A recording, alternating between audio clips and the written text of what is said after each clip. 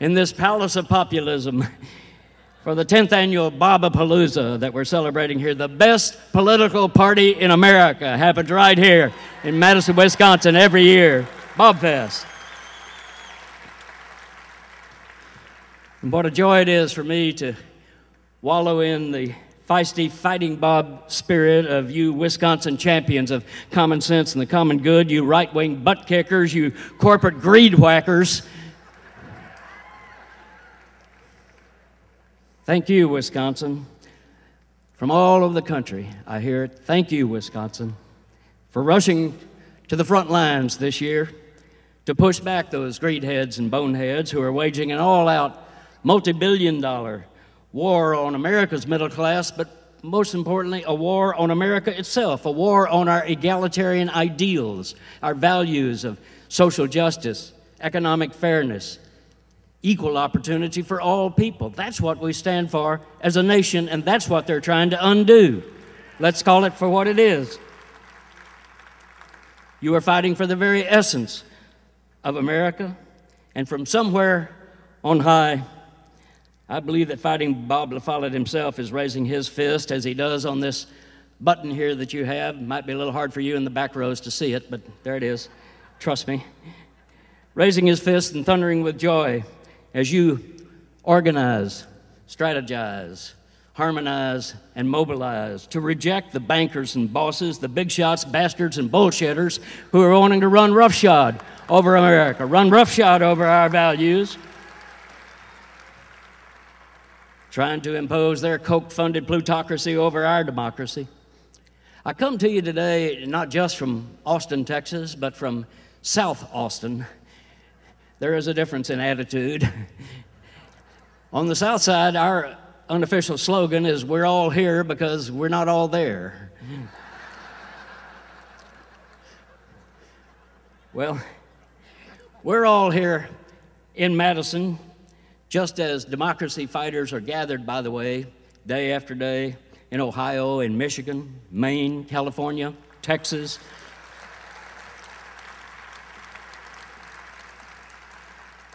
The people of America are revolting in the very best sense of that word.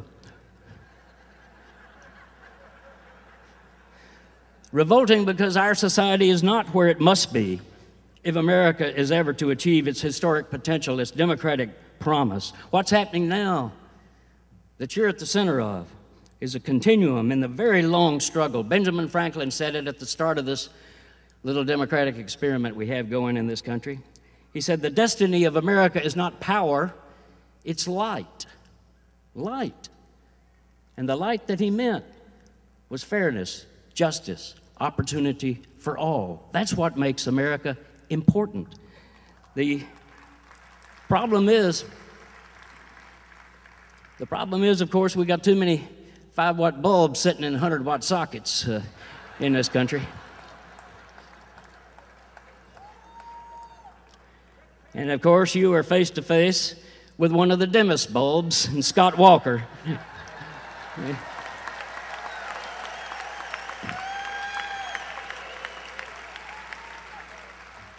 Good grief, Wisconsin. I mean, is it even possible that you would have a worse governor than we Texans have? Think about it.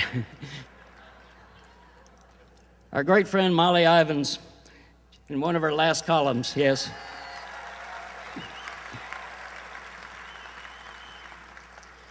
In one of her last columns, just at the tail end of the Bush regime, she said, "Next time I tell y'all that someone from Texas should not be president of the United States, pay attention." So let me be Molly's surrogate here this afternoon. Rick Perry.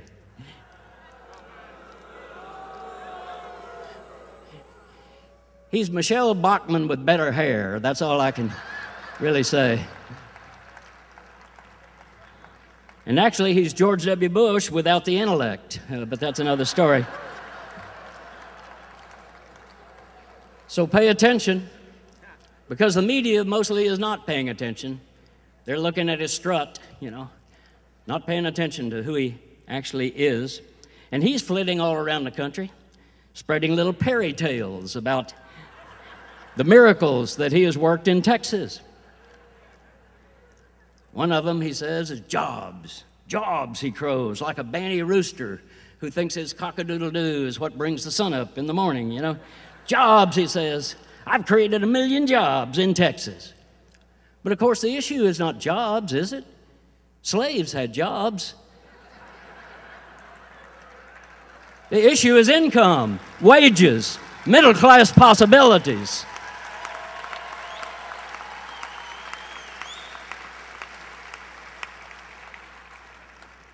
You could go anywhere in Texas and go into a restaurant or bar and say to a waitress, did you know Rick Perry's created 1 million jobs since he's been governor? And she'd say, yeah, I know, I have 3 of them. That's not a miracle. More minimum wage jobs have been created under Rick Perry than all other states combined. More minimum wage jobs that he has created than all other states combined. We're #1 now, tied with Mississippi in the number of in the ratio of minimum wage jobs. Mississippi is a poor state. Texas is a rich state. We have no excuse for this, yet that's the miracle he wants you to promote to the presidency. We're #1 in the nation in the number of people in poverty, not by accident. We're #1 among states whose children have no health insurance. Perry's idea of health care is Tylenol. We have to do a little better than that. I mean, this guy has put the goober in gubernatorial, let me tell you. And now he wants to raise that to a high level.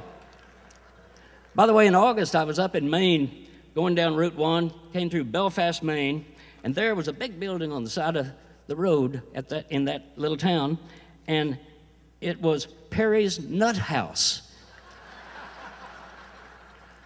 I thought he's opened his campaign headquarters right here in Maine.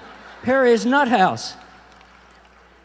And I stopped and had to go in, of course, and got this brochure, and there it is. Got a big elephant on the front of this brochure. It says, Perry's Nut House, nuts, curiosities, and fudge. That pretty well says it.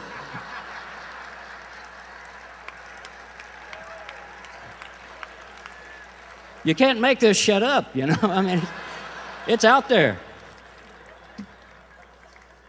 You know, the right-wing ignorance and arrogance is hard to fathom, but it's not hard to find, is it? Perry, Walker, Kasich over here in Ohio, John Boehner, Eric Cantor, pushing policies of trickle-down economics that deliberately knocks down the middle class and the poor, and that's why they're going after unions with a vengeance. With a union, regular people have a fighting chance. They've got a little bit of power. But without collective bargaining, you're reduced to collective begging. And that's not America. So right-wing billionaires, the Kochs, the heirs to the Amway fortune, the heirs to Walmart, the heirs to Coors, they're putting up billions of dollars to demonize school teachers and firefighters, all other unionized employees, as greedy slugs who are ruining America. Well, let me tell you a little story about unions. You know part of the story. A couple of years ago, that plane went down in New York City, landed in the Hudson River. It had taken off and sucked some geese into both engines. They went dead. Pilot had to land in the Hudson River. Sully Sullenberger was the name of that pilot, and the media went crazy. That's right. And they all acknowledged, well, yeah, Sully Sullenberger, he's heroic, terrific. What they didn't tell you was that Sully Sullenberger was a union man.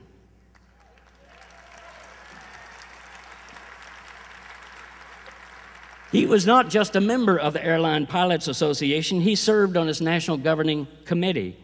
He was APA's former safety chairman. He was trained to do what happened that day. And he and his union had been having, at that time, to fight the airline, U.S. Air in this case, because the airline were trying to take away the safety training of the pilots. He had suffered a 40% cut in his pay, by the way, in the previous 5 or 6 years, and they had taken his health care away. He and his union have had to fight the airline chieftains. But also, Sullenberger was not alone on that plane. There were the flight attendants, very professional people who moved calmly. All of those people, 150 people, out of that plane, all of them members of the Association of Flight Attendants, CWA, union members, trained to do what they did.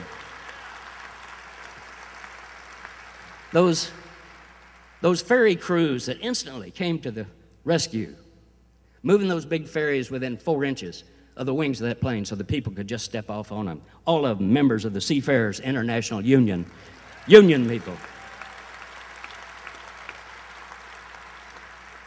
The cops, the firefighters, the air controllers who worked on that rescue, all of them union members. So remember that Flight 1549 was not just a miracle on the Hudson, it was a union-made miracle on the Hudson. That's what it means to be a union.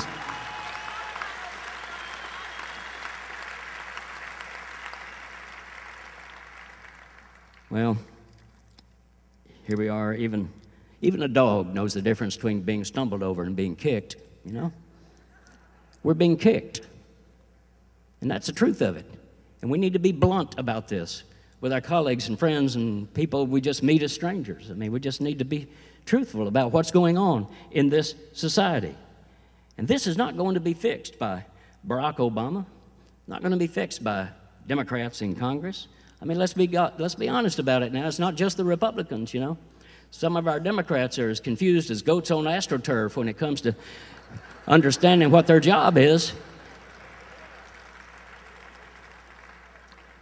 Yesterday in the New York Times, flying up here, I was reading the New York Times, said Obama's jobs bill is in trouble not just because Republicans oppose it, but some Democrats are opposing it because they're afraid that it might be too strong. I mean, they're weaker than Canadian hot sauce, by the way. I mean, come on. Somebody told me, well, Hightower, Canadians don't have hot sauce. And I said, yes, they do. It's called mayonnaise.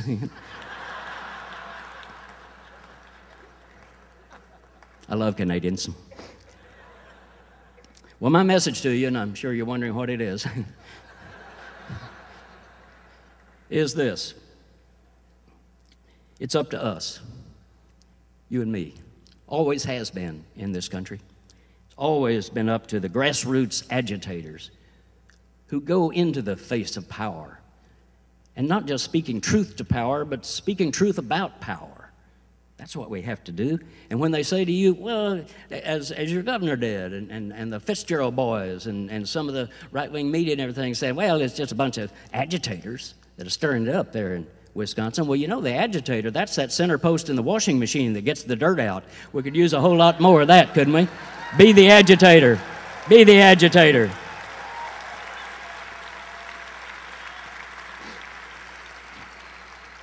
The majority of the people of this country agree with you on just about every progressive thought that you hold within you. The average American people are with you on that. And plus, you've got the agitating attitude that has defined every progressive movement in American history. And I saw it when I spoke in March at the Capitol here, that wonderful rally, 100,000 more people. And this wonderful handmade sign was there. And it said, you screw us, we reproduce, you know. So.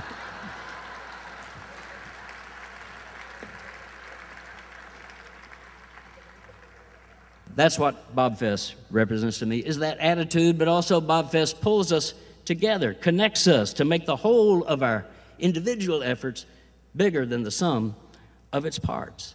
And that's important for us to move toward now. It's not enough to have good progressive groups here and there. We got to come together in ways that make us bigger than we otherwise would be. I think of Bobfest in terms of a little hardware store near my house in South Austin.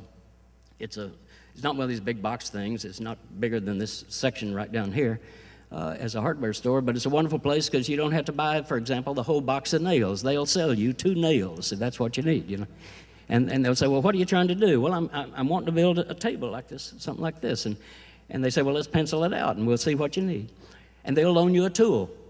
You can take a tool home and bring it back. It's called Harold's Hardware, and the slogan at Harold's is, together we can do it yourself.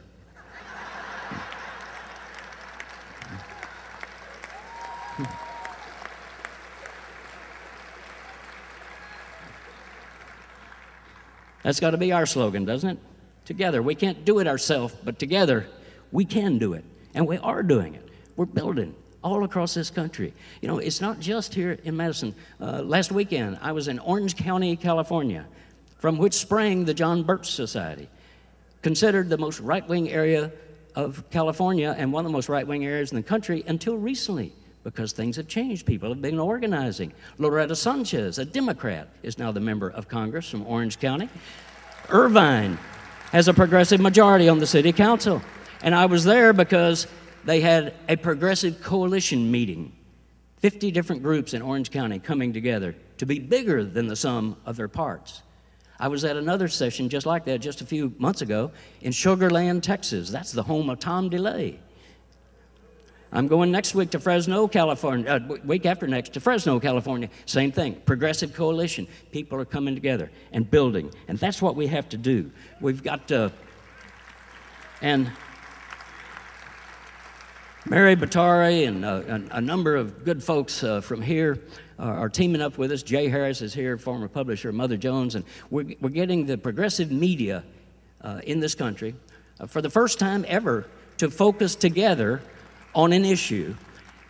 And we're going to do that the week of October 23rd, and Nation Magazine's going to do a whole issue on it. My Hightower Lowdown will do it. We've got Laura Flanders, Tom Hartman, you know, on and on. We'll have the independent weekly newspapers. We'll have the community radio stations will be participating in this. We'll have Free Speech TV, and we'll try to have the MSNBC hosts and everything being a part of it. Nichols will be a part of it, and we're going to not just, and the issue we're going to focus on is the rise of corporate power, and specifically repealing Citizen United decision by the Supreme Court so we can take power back.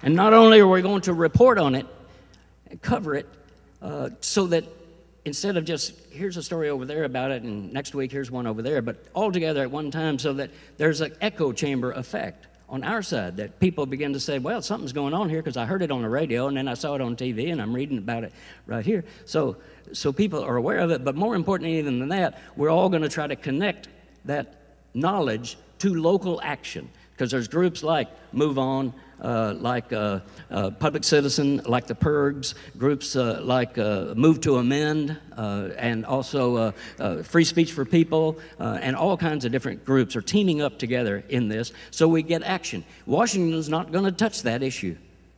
The Republicans, of course, love that court decision, enthroning corporate money in our politics. Democrats don't like it, but they're going along with it. They're not lifting a finger to fight it. So we can't let our democracy be stolen by 5 thugs on the Supreme Court. We've got to assert ourselves from a grassroots level and raise this up to where they have to do something about it. It's up to us.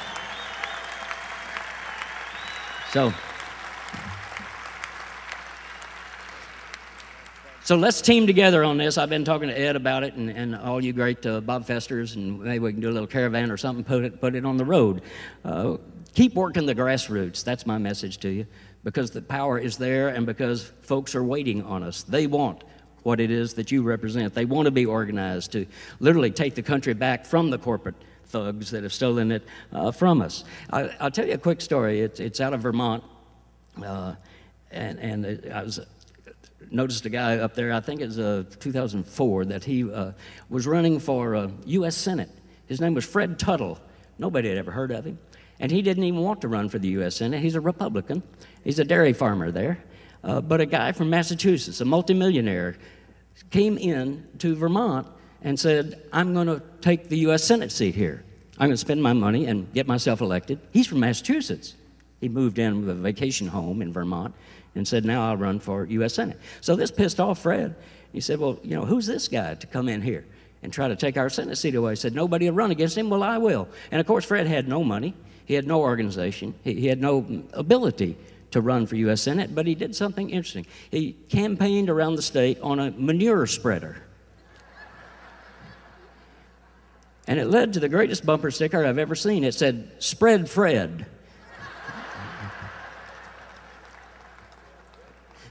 And he won. He defeated the multimillionaire.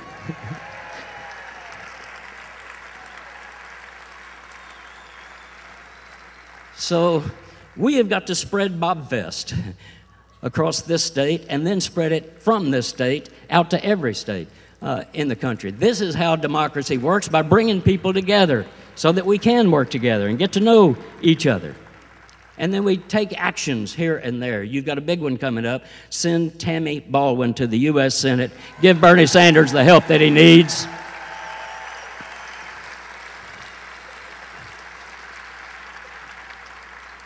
There are going to be some other great races. Elizabeth Warren in Massachusetts running for the U.S. Senate.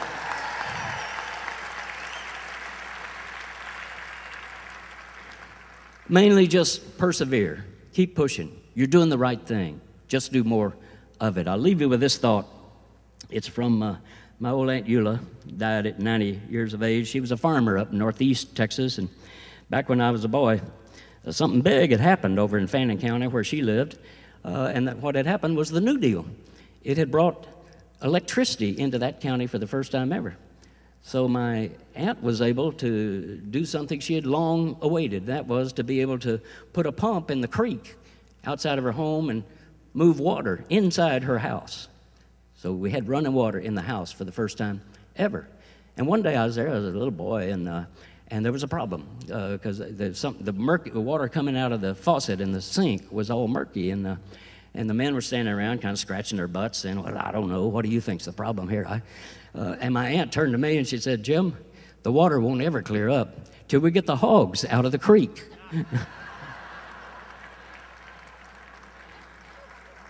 Now right there's our problem, isn't it? The hogs are in the creek. We got to get them out of the creek. Put your shoulders to them. Shove the hogs out of the creek. Thank you very much, Bobfest. Thank you, Wisconsin, for what you're doing.